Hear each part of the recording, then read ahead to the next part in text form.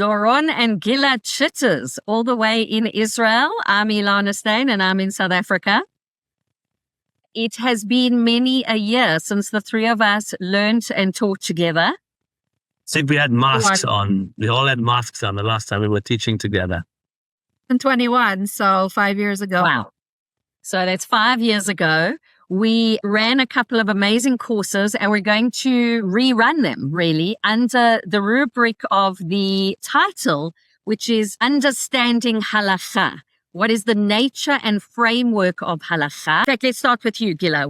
If someone already did it 5 years ago, what would we say? Should they do it again or can they give this one a miss? The beauty of halakha is that it is constantly evolving as we're going to learn in these courses. And 5 years when it comes to the laws of women in Judaism and in terms of the changes that are going on in the world is actually quite a significant amount of time. And since we ran this course last time, there have been significant, I think, evolutions and revolutions within the world of women in halakha, most specifically even just today, where for the very first time, a very historical moment, women in Israel were permitted to actually take the rabbinical examinations that previously were only open to men in order to be certified really as a teacher of halakha and somebody who has the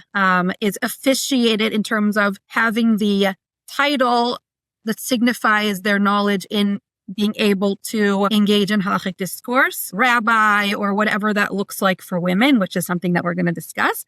And as a very historical moment that this was the first time, it's the official rabbinical examinations of the state of Israel that women were able to go to the tests today and were able to take the very same tests that their male counterparts were taking, and to hopefully really be able to share in this part that has historically been closed off to them, which is very exciting.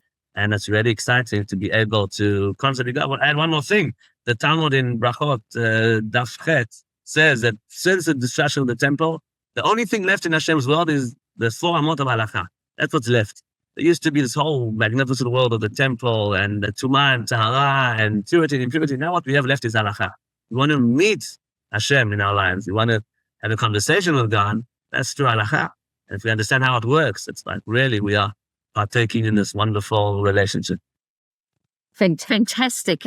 In fact, so it's an interesting thing because what you're saying, if I understand you correctly, is that by knowing how halakha works, you can be empowered to, by and large, in most decisions, and I want to be very careful here how I'm saying this, but in most decisions, a person can, if they understand how the concept works and the process works, can say, I need to pour my coffee like this and not like this, or whatever on Shabbat, for example, or something like that, without having to go necessarily to one's local Orthodox rabbi or AI to do so. I want to sort of ask your thoughts on the idea of halakha evolving also, or re-evolving, I guess, or going back from the Daled Amot, which is maybe individual/communal parameters, to one of the collective. But you know what Rav Kook used to call the collective of, and any thoughts on that? I think this is the most important question of halakha. And it's fascinating. We are rewriting halakha. For 2,000 years, we were always a minority in someone else's land, so we dealt with things. But now there are laws. How do you write? How do you be an editor? How can you become an editor of a Jewish newspaper without lashon hara, without saying the wrong things? There are many rabbis who discuss this, who work this. There are organizations of rabbinical men and women discussing together these Jewish ethics, what you do with medical questions, what you do. There are rabbis in Israel who sit on the committee that decides which medicines go into the basket, which will be covered by the government and which are not. These are questions that rabbis are discussing for 2,000 years who've been asked them.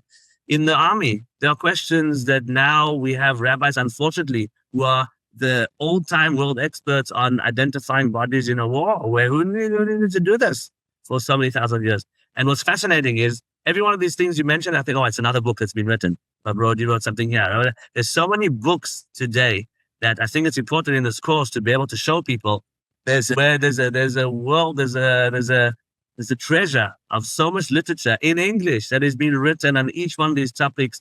It's writing itself all the time, constantly. And just to know that it's there is amazing, because it's starting now.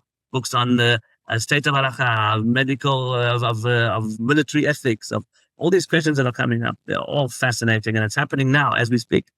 How do you deal with Shabbat in a Jewish hospital or Jewish electricity system, whatever that may mean? And that's where one needs to be able to go back almost to the original kind of concepts and see if we can bring them back into today.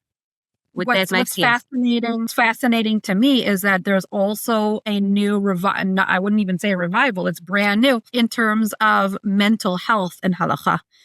Because mental health and the exploration of mental health didn't exist both in Judaism and in the wide society. That the concept of mental health wasn't a question. And now that it has, obviously become one, generally it's become one within Judaism as well, as it should. And all of the questions surrounding pikuach nefesh, surrounding all of these kind of questions that we have asked about physical health for generations are now being asked about mental health. There are rabbis within the modern Orthodox community, for example, Rabbi Yoni Rosenzweig, who has taken it upon himself to really tackle these questions about, fasting on Yom Kippur for someone with eating disorders, and all kinds of really deep and huge questions that are being dealt with right now by people, who are suffering from these conditions, and really halakha I don't want to say for the first time taking it seriously, but now that it's become something that's both much more prevalent within society, but also has become, something that's really widespread, halakha has to deal with it as well. And that's what we're seeing now is halakha really, really dealing with these kinds of topics and with these subjects and in such an important way. Like Rabbi Rosenzweig is the world expert in halakha and mental disorders or mental, so that is mental health. So now that's the person to go to, and he built an entire organization around it. You go to Rabbi Brody, who's becoming now the world expert in Jewish medical ethics. And he's now the person to go from organ donation to end of life questions. And you have other people that now the expertise is Beit HaMikdash in the future. And there's some that are now becoming the world experts in cultivated meat. Meaning, halakha is not just because it's growing with books, with organizations, with places. This is a revival, this kimitzion tetzeh Torah that we read about in Yeshayahu, that the Torah comes out and flourishes out of Israel, out of Zion, out of Yerushalayim.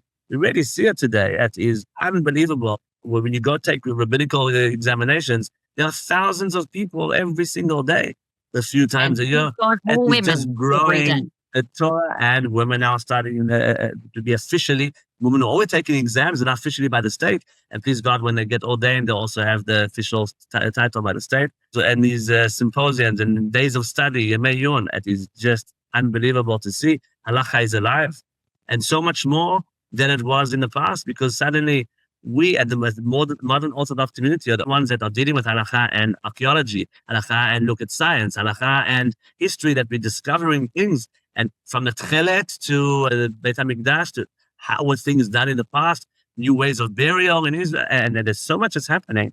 And you see it. It's happening. It's really, really fascinating. And that's beautiful because, in fact, the word key, we always see Torah as Torah, right? If I give it the South African pronunciation, Torah. And that is when we say, okay, ki mitzion tetzeh Torah. And then we're saying, well, the Torah comes out of Zion.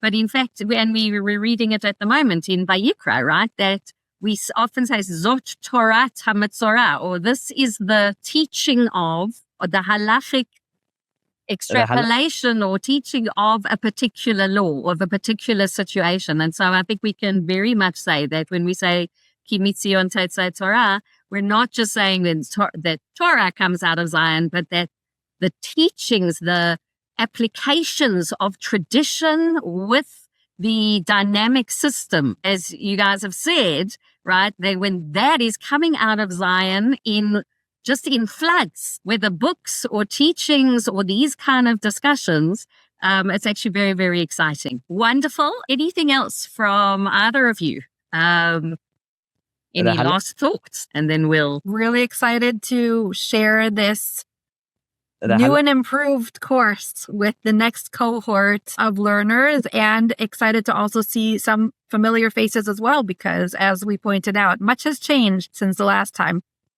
Absolutely. Doron, anything from you? It's really fascinating because the way it works, there are many rabbis, there are many people that are experts in halacha who never actually learned how halacha works. They just know it because that's how they learned it. When you're able to tap into how things work, the back end, the behind, the scenes of halacha, it's really, really empowering, and it becomes something so exciting. Every little question is like, wait a second, what went on in Tanakh, in the Mishnah, in the Gemara, in the Rishonim? How does it fit today? What are the changes? What are the parameters? Where are they? And it's like, wow, you're empowered to really ask and to learn in a different way. And that's really, really, really exciting.